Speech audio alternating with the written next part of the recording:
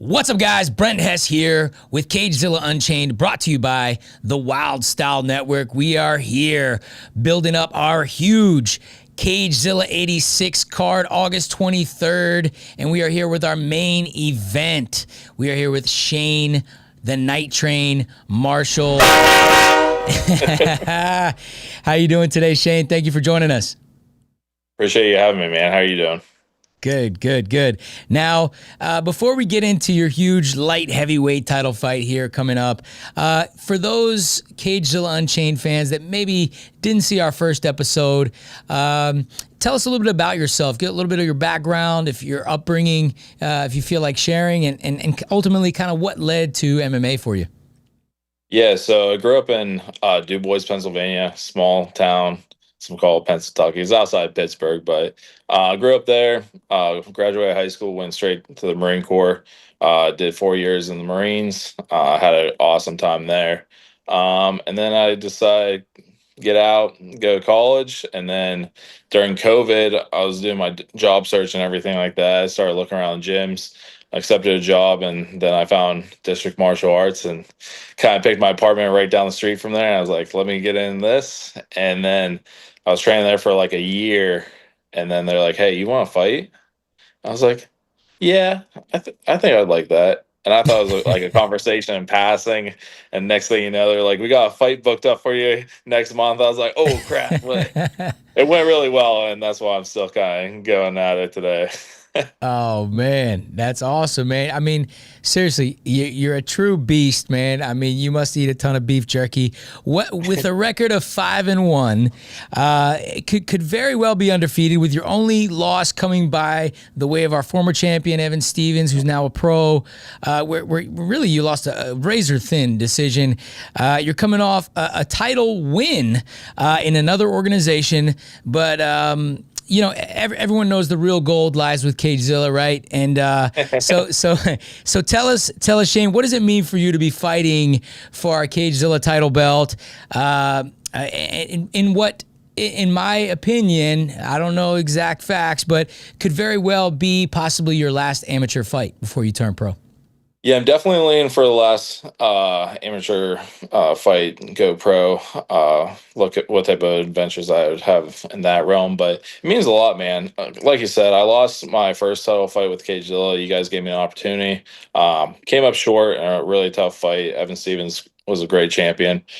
I saw he's doing great as a pro as well. So nothing but respect for him, his team. But it just means a lot for me coming Cagezilla and take that light heavyweight title. I know Cagezilla is keeps a high standard, has a lot of good fighters come through there, so it'd mean a lot to kind of be in the record books as one of your guys' champions. So I appreciate the opportunity again, and just looking forward to bringing the violence to the octagon and getting my hand raised.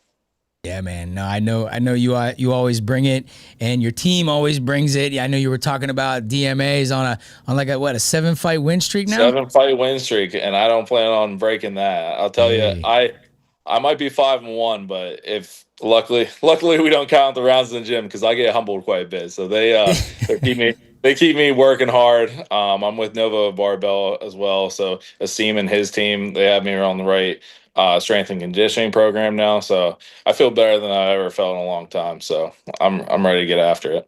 That's amazing to hear, man. Yeah, no, I know you're under good tutelage there with expert coach Charles DeGisco.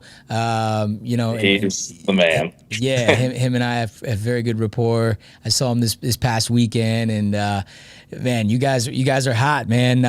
Now you're up against a very tough Samander Omari, an athlete who is trained directly under world-renowned coach, former UFC fighter, Glory Shuto fighter, CR Bahadurzada. A fight that you were supposed to have back in June, honestly, but he had to pull out due to injury. You pivoted as well, but tell us what, if anything, you might know about Samander coming into this big title fight.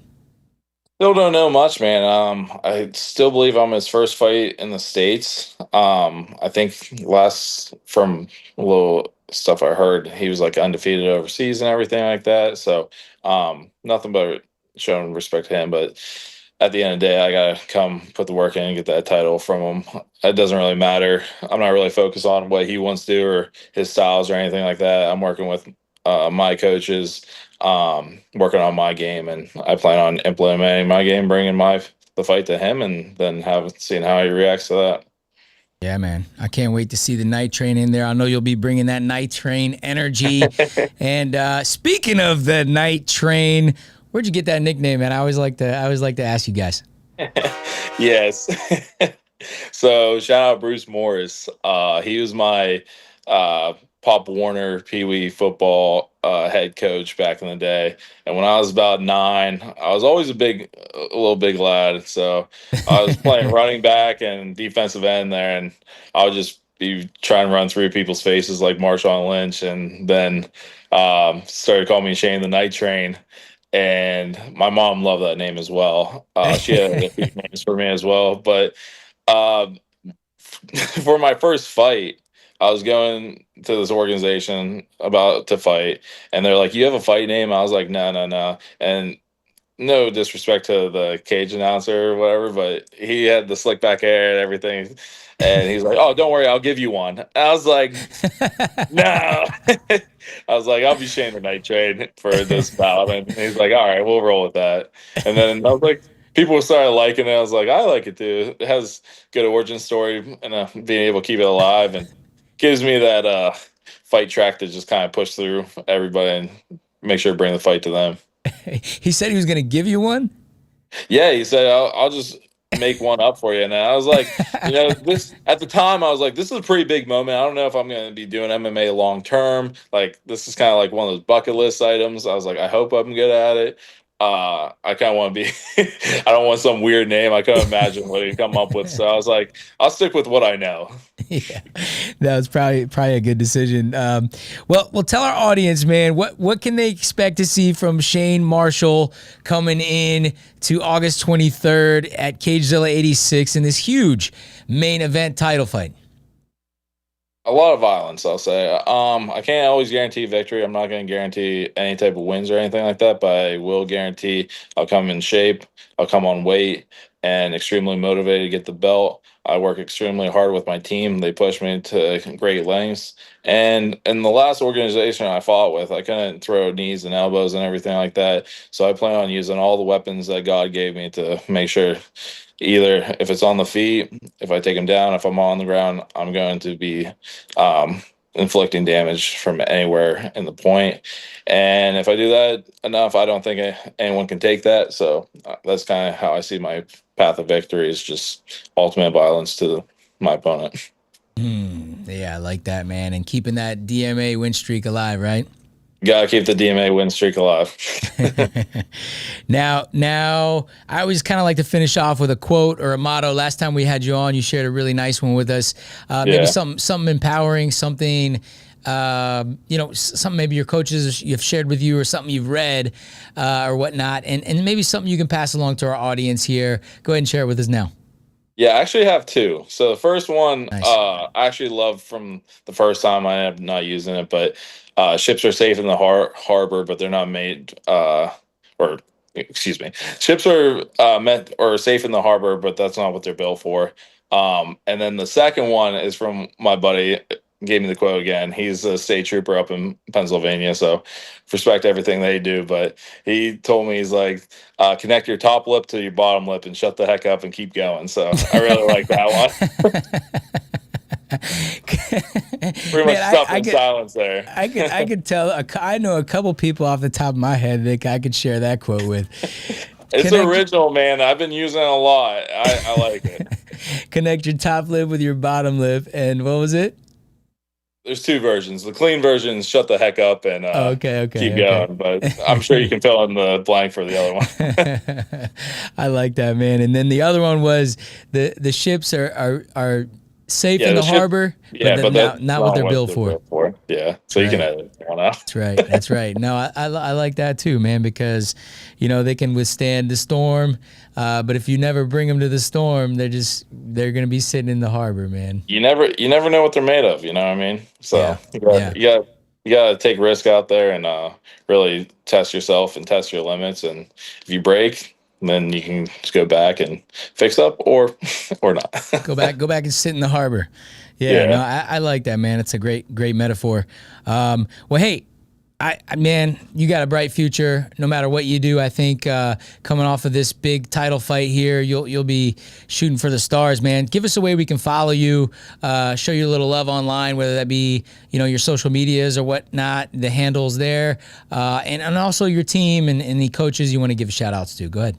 Yeah, so you can follow me at Nadelayer34. I'm sure it'll show on the screen. But follow District Martial Arts, gym I train of, the Nova Barbell Club on Instagram. Seem Fayez, Charles DeGisco.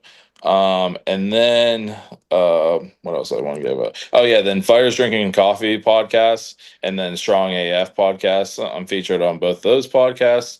Nice. So if you guys want to learn more about kind of jiu-jitsu or just lifting, kind of self-help type motivational, but also going through techniques and just a really good conversation, fun topics and everything like that. So go listen to those podcasts, and then give DMA a shout out and everything like that, and I'll see you at Cagezilla 86. August 23rd. Let's 86. do it, baby. Yeah. No, and you're very well spoken and good looking guy. So I'm sure you're great on those podcasts, man. That's really cool that you're doing that and giving some good insight. Yeah, I was just a guest on the one, so I listen to them weekly, so they're always putting content out there, so it's a lot of fun. Cool. Yeah. Awesome, man. Well, hey, I'm excited to see you. You're in this huge main event fight here coming up August 23rd for Cagezilla 86. I hope training and everything continues to go awesome for you. I got my fingers crossed for no injuries this time around for this main event fight, and I hope everything continues to go really great for you. And thanks once again for joining us here. Please say hi to Coach Charles for me. I saw him this past weekend. We didn't get to chat too much. He was busy. I was busy. And you're busy celebrating, man. Yeah. He was busy celebrating. Exactly. Yeah. So thanks once again for joining us here today. I appreciate you guys. Thank you for having me. All right, guys. Well, there you have it. Shane the Night Train Marshall will be in our main event light heavyweight title fight here coming up at Cagezilla 86, August 23rd. Make sure you guys are picking up tickets at CagezillaTickets.com. Until next time, much love and respect. We'll see you guys all very soon.